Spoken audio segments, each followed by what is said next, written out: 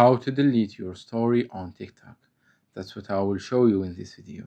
But before we begin, make sure to subscribe to the channel and ring the bell to get notified whenever a new video is uploaded.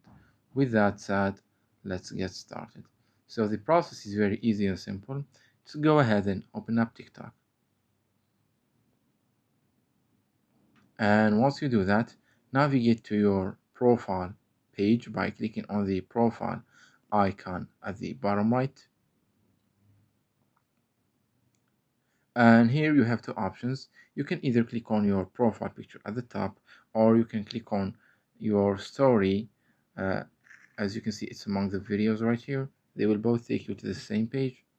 And once you are here, what you need to do is you need to click on the three dots at the bottom right corner. As you can see from this list, click on these three dots, and as you do that, you will get this pop-up window right here at the bottom.